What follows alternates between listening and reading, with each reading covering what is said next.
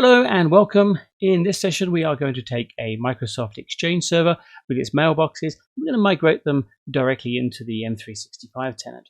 We don't have any linkages there with Azure AD or Hybrid. We're just going to take the mailboxes and transition them from the on-prem server directly into M365. Now, this is a great way if you've got a company that has a completely standalone Exchange environment and we want to move them to M365 with no things left behind, no hybrid links or anything to be aware of, and we can obviously decommission the Exchange server immediately afterwards. So let's go ahead and see how we might do that with the MigrationWiz console. Now in the console, we would normally just go and hit Create Project, and we'd start a Mailbox project. But before I do that, there are some prereqs that you need to do on both the Microsoft Exchange server and also on the M365 tenant. So let's go ahead and do the Exchange server and the requirements there first. And we'll do the M365 one second. And what we need is a MigrationWiz service account. So you can see I've made one here. Now this is just a normal generic account, and just give it an address, and obviously it can log in with its password. Now what we do need to do here is we need to give this mailbox rights to be able to pick up the information out of all the mailboxes. Now I'm going to refer to the Help Center in the BitTitan site and just show you a couple of things about that. Now this is the migration guide for an Exchange on-prem to M365, and you can see you can find that under the Exchange Migrations, Mailbox Migration Guides. It goes straight into the 2007 plus onwards there. Now what I want to show you is just a little bit down on the documentation, just where it's talking about the configuring permissions. You can see that there is another way you can do it with 2007 plus. You need to go into each mailbox, obviously with the PowerShell here, and grant the access rights to the MigrationWiz service account. Now, I would suggest that we use this one here, the 2010 plus, which is the impersonation. And that's a single command which we're going to run. We just add a new management role assignment, enabling the application impersonation for that account. And that will allow the service account to then get at all the data to obviously drag it out so we can perform this migration task. So in the Exchange server here, you can see I've just cut and pasted that command out, and I then replaced the MigrationWiz there with the actual service account we're using. So we'll then take that command, and I'm going to put that into the Exchange PowerShell, and on that, you can see very quickly it does actually apply those rights. So that is all we're going to need to do on the Exchange server for those rights. And there is a nice way to test if that has worked correctly. What you can do is you can use this tool from Microsoft, the testconnectivity.microsoft.com. Go to the Exchange server options, and you've got this service account access here. Now, when you're in there, you can see I've already partially filled this out. But what it's doing is saying, okay, we can give it the target email address, which is one of our test users here. We can give it the service account, which is the MigrationWiz account, obviously with the password. I'm going to specify the web services. Now, it does require the exchange.asmx, but you can just put in mail. In this case, migrationfrog.com. It will find its way to your server in the correct place there. And we're going to say test for the predefined folder, which will be the inbox. We're going to use Exchange impersonation, and we want it to impersonate that user. So we'll do that and perform that test. And as long as that comes back as being correct, then we are good to go from that side. Okay, looks like that's done very quickly. Now we have got a warning, but that'll be an SSL warning, which there. But you can see what it's done. It's saying, can it create a new mail in the mailbox, and then can it go back and delete it? So really, with this test in place, it means that the impersonation you put for that MigrationWiz service account is in fact working correctly, which is good. So moving on back through that help desk article, you can see that if I just scroll down here, it talks about verifying that access and the like. So that's what we've just done with that test connectivity. So we can now go ahead and prepare the destination. Now this comes down to the modern auth requirements that it needs. Inside the MigrationWiz tenant, obviously basic auth is now deprecated, so we need to use the modern auth. Now this is obviously the guide to go ahead and do that, but I'm going to show you that we will make reference to this item just here. So how we go ahead and do that is to jump into the Office 365 tenant. As you can see, and obviously in the Azure Active Directory, we're going to get this come up. In this view, you can see down here, you've got applications, and we go to app registrations. And then we just hit new registration here. And I'm going to give this one a name. I'm just going to call it MigWiz. Actually, we'll call it MigrationWiz. And the options here, we need to just say organization only for that tenant. We do need to select the public client native. Now, this is the field that we need copied from the documentation. So let me just grab that. That's from here. We'll copy this and drop that into that window there. And we will just go ahead and register that. Now, the other two things you need to do is you need to go to the authentication tab, and down the bottom here, we need to put yes on there. Save on that one, and then jump into the API permissions. Now, this is quite important we get this right. So we go through here and add a permission, and we want to look at APIs my organization uses, and we just do a quick search. We're looking for Office 365 Exchange Online. This one here, and that will be delegated permissions. Now down here, we will go to EWS and tick that box on, add the permissions in. Now we will just go and grant admin consent. So, and that will give that, and really that is everything successful. I'm going to jump back to the overview because we need to copy out these items. So I'm going to grab the client ID as a whole thing here. Do that. Paste that into Notepad, and I'm going to grab the directory ID as well. Grab that too. We'll keep that for a little later on. We'll need that in the advanced options in the MigrationWiz project setup. Now we do need to add the application impersonation rights on the M365 side as well. So in a very similar way to what we did with the Exchange server on-prem, we're going to grab a PowerShell window here, and we're going to connect into M365 with our normal admin account, and we're going to grant the service account access to do the application impersonation. So the first thing we want to do there is obviously create the service account inside M365. And you can see from here, I do have one. I've just called it migwiz@planium.com. That's the target account. And it does have a mailbox. It's not absolutely necessary. I find that if I'm using this for different things like Teams and SharePoint and OneDrive, there are different requirements on whether it needs a mailbox or not. If we're doing a full suite, then we would obviously give it that license to have the mailbox. If you're doing a Teams migration at all, it's going to need a Teams license as well. So generally, if I've got them spare, I will just add them in here. But you can see that is the service account set up. Now to connect into M365, we do need to install the Exchange Online Management commandlet base. If you haven't done that already, then you can do so with typing in this command, which is this one here. That will go ahead and install the Exchange Online Management for you. The allow club run force means if it does have an older version, it will actually go through and do the update for you. And you can see there. Obviously, in this example, I use that a lot. So it's obviously giving me this error here. That's totally fine to carry on with. If you haven't had it installed, it will install it fine for you. But now what I'm looking to do here is to connect Exchange Online, which will then ask us to log in. We'll go ahead and put the username there and hit next. So we'll use our password, hit sign in. It's going to give me an MFA prompt. I'll just prove that, and that will let us into that commandlet. There we go. Now the command we're going to run here is virtually identical to the on-prem one. Is this one here. So a new management role assignment, give it the role and give it the user. Now if we're looking to where that comes from, if I jump back into that help desk article, which is here, you can see there is the command which we are wanting to run. Back to the PowerShell.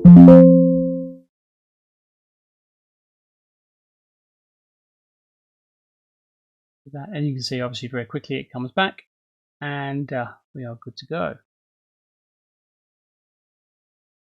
Now remembering as well that these service accounts that you have, the MigrationWiz at planium.com, cannot have MFA turned on. It will not work with MFA. So you need to, if you've got a conditional access policy, you're going to need to exclude it. If you've got the security defaults turned on the tenant, I'd recommend you turn those off and do it through conditional access and other policies anyway, but you can't have MFA enforced on that account. That is a definite, it will not work if you have that, basically. So let's go ahead now and talk about the setting up the mailbox project and get this one started. So we go to the mailbox project and we will give it a project name. And I'm just going to do the same customer we had, the Zeotrove, the one we've been using previously. So we'll just carry on with that to our next step. So we're going to set up source and destination endpoints. Now, obviously, the source is going to be your on-prem Exchange server. So we hit New here, and we'll name the endpoint like so. And the endpoint type is going to be Exchange Server 2003 Plus. Now, it wants to know the Outlook web access. Now, this is the connection externally that the MigrationWiz console will use to extract all the data. Now, that will actually be your OA address that the service account is going to use with those impersonation rights to get in and get that data out. So in this case, we'll type in that address like so, and we will provide the credentials, which will be the admin username. As you can see, I just put in like that and add. Now that corresponds to the same settings that we had when we were doing the EWS check with that Microsoft test site. So we know that's going to work. So that's good. We'll carry on and go to the next step, which is setting up the destination. So here we'll do a new one as well, and we'll call that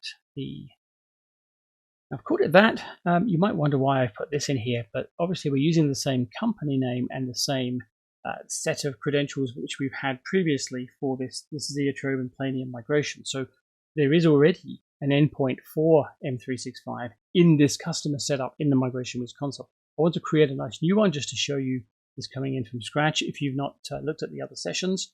But I mean, we could obviously just pick up the other endpoint. If you're doing a migration and you've got multiple things coming into the same endpoint, just go and select the endpoint. Just go and grab it, and you can reuse endpoints that way. But in this case, we'll use a new one, and we'll give it a username, which, as you can see here, and we hit add, and that is ready to go to our summary page. Now, we can save the project or we can get into it, but I do want to show you these advanced options that we need to set up for this type of migration.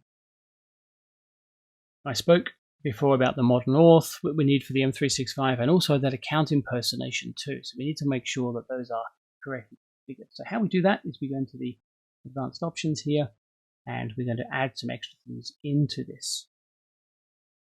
Now I'm going to refer back to that Help Center article because it's got some context here we need.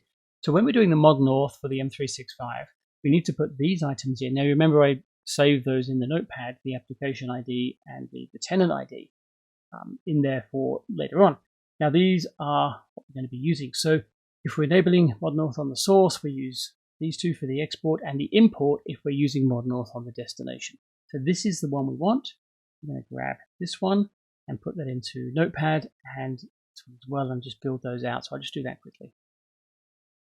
So you can see just by taking those, cut and pasting them over the top, I've now got the client ID and the tenant ID that we need. So what I then do is I'll grab that whole line and copy that into these areas here. So we need one in here. Let's jump back into the notepad and grab that one as well. That in there. And that is all good. Now I will just show you one other thing you need.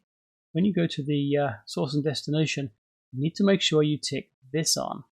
Now this is saying we are using impersonation to authenticate on the Exchange server. That's obviously what we've been doing this whole time. But that will come on there. And when you go back to the support, you'll find that after you've saved it, and if you were to go back in to advanced options, you'll notice there's an additional one here, which are these two, which is showing that it is turned on.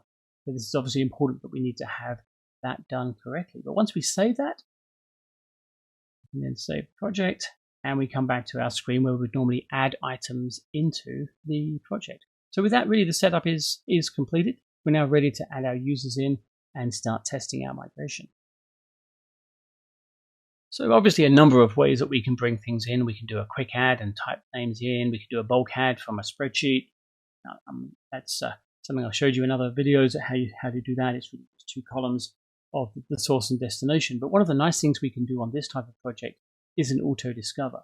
I just want to show you on here, this is coming back to that Exchange server. And I've got this here to show what mailboxes we have. Not very many, it's quite a small site, but these are the users that we're going to be migrating. So what I'm going to do is I'm going to hit the auto discover, and if I hit start here, it will go and look at those mailboxes that it can find with those credentials that we've given it. This is obviously a good test as well, that things are working well with your permissions, because it will go ahead and discover them and allow us to bring them in. Let me just wait for that to do it and come back in a second. So that's completed, and it's found 13 items. I'm going to say import items there. We'll see those mailboxes turn up so that you can see that list obviously matches what's on the Exchange server. So this obviously is, when you look at the destination, you'll notice it's got the same UPN there. The discovery doesn't know what the target domain is going to be, so we're going to have to tell it. So I'm just going to say change domains and key in what the destination address is, which you can see is the planium.com. And if I hit save and close, you'll see that now all of these will be good. So that's good if your migration is doing a like for like on the UPN prefix. That's all good. So auto discovery is very good for that. If you've got a more complex migration where you've got people that are changing names with different HR policies, that means Bob can't be Bob anymore, he has to be Robert. You're obviously going to have a matching process there, which is why you'd have a spreadsheet and a CSV file, obviously depending on the size and what you're doing. But in this particular example, we're doing like for like on these. And obviously these mailboxes need to be live inside the M365 tenant as well. So they need to be created as users, and they need to have a license attached and a mailbox which is live. So for this example, I've taken one of these users and provisioned the mailbox for them. So let me just show you that. So here's the test case user that I want to talk about here. And if we log on as them inside the source environment and the destination environment, I just want to show you what it currently looks like. So this is looking at a workstation with her account set up there. You can see that's the inbox, so you can see that she does have mail and other things going on. So this is all good to look at as a source. And if I just drag up here, you'll see this is logged on as the Microsoft 365. This is her new account, as you can see, and it is set up with nothing in it currently. It's a blank mailbox ready to go for this migration. So I wanted to show you this because as we go through the steps, we should see mail appear in here as we do this migration in a live fashion. So you'd probably be doing this for a test user, and this is our test user in this example. But a test user is good. You can see the flows and make sure that everything is being migrated correctly and that you're happy with what's coming over. So what we'll do, the first thing is we need to tick that one there, and we'll do a start, and we're going to do verify credentials. Now what this will do is it will go ahead and connect to the source and make sure it can read everything and everything's good on that side. And then it connects to the destination and also makes sure that the credentials are good and it has the ability to write into those mailboxes and everything looks good for the migration. It's a good final test before we start to kick off the actual move of data. So we'll do that, let that actually submit. Got to go into the backend queue for MigrationWiz, and we'll refresh that and see what it looks like shortly. Just while we're waiting for that to go through, I do want to talk about something else when it comes to the performance of the on-prem Exchange server you have and the throttling requirements that you may need to put in, because there are throttling. Obviously, when it's doing the data, it's using that single OA connection as itself and grabbing data. So if we go back to the Help Center article and look at this policy that we can set up here for the throttling, you'll see we can disable throttling parameters completely. And that's where we create the new throttling policy and we basically take them out. We set them as null. And then we can apply that to this here. Now this says MigrationWiz. This is going to be your MigrationWiz service account that you obviously need to replace and do that.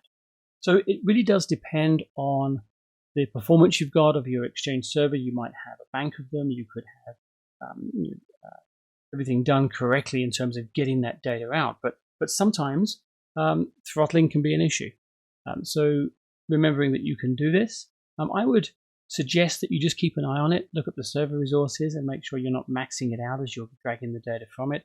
But importantly, migration performance is often linked to this type of thing. So if you need to do it and take off that throttling policy, it's in the help desk article. We just use these on PowerShell inside the Exchange management shell and go ahead with that.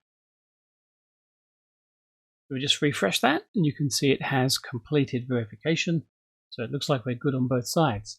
So now we're ready to start moving some data across. Now I want to talk briefly about the concept of pre-stage and full migration.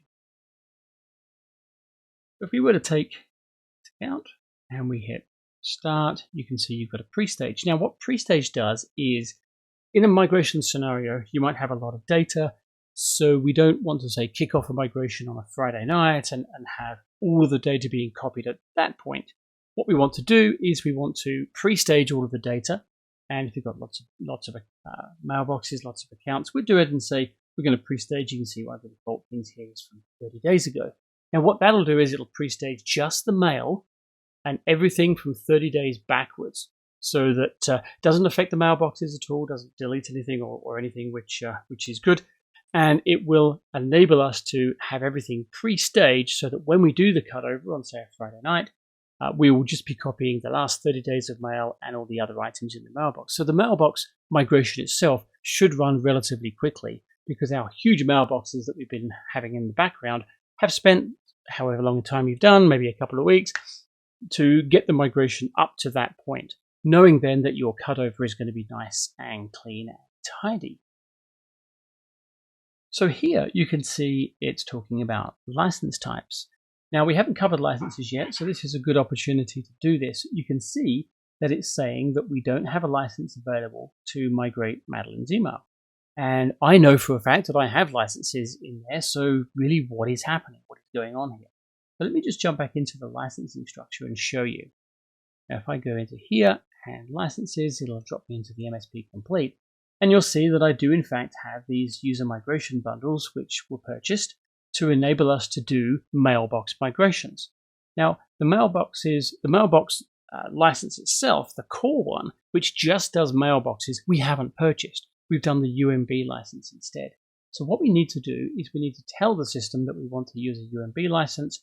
That then makes a tag on that user. We can then use it for things like the deployment pro, the documents, and the other things that the user migration bundle can do, not just the mailbox. Now how we go ahead and do that is go back to our console.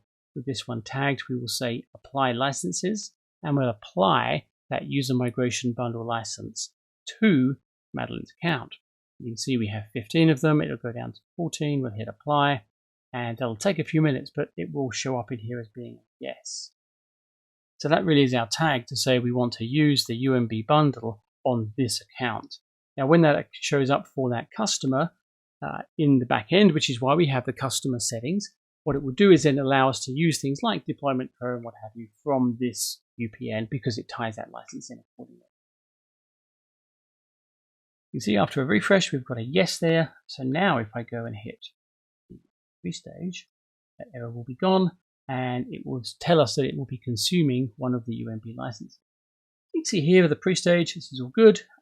We have our 30 days. We can schedule it to start at a particular time if we want to, but I'm just going to kick this one off now and say go ahead and pre-stage this mailbox with everything 30 days and older for mail. So I'm just going to start and let that one go through. And when we drop back in here, you can see that the pre-stage is now completed. So we are ready for whenever we need to perform the full migration and cut her over completely. I will just bring up the mailboxes though, so you can have a look at this. This is the target mailbox on the 365 side, and you can see that it's got email data there going back to the 19th of January, which is basically 30 days ago from now, so that the pre-stage has done that effect. There aren't any items in there in terms of the calendar. So calendar here, you can see there's nothing there, and also no contacts, because obviously the pre-stage isn't doing that. We're going to come back when we finish the migration and just show those that they have dropped in there successfully. So now what I'm going to do is just tag this one again and hit the full migration. And you can see now we've got more items opening up. So it will do all of these tasks, and it will ask us if we want to automatically schedule the migration at a particular time. We can if we want to. In this case, I'm not. I'll get it to run straight away, but we will start that now. Get that in the queue and come back once that has completed. Do another refresh here. We can see the full migration has now completed. Let's take a quick look at her mailbox on the targets. And we can see, yes, indeed, we have mail from very recently, going back to that 30 days, which it needed to catch up on. Also, let's have a look at the calendar. And yes, we have a couple of items come over there. And we should have something in the contacts. Yes, we have a contact in there as well, which is good. So really it means that her mailbox is now done. Now, if it were to happen that we needed to not cut her over at that time and it ends up where we're going to be pausing that one, you can run another full migration. And that would then catch up anything from that point in time across onto the target mailbox. It's not going to do any duplicates. It will just copy over what is different between the two. And you are basically good to do as many of the full migrations, up to I think 10 full migrations with a standard license. So there's something to be aware of there if you're doing those. So that'll conclude this session of the Exchange server into Microsoft 365. We thank you for watching, and we will talk to you again soon.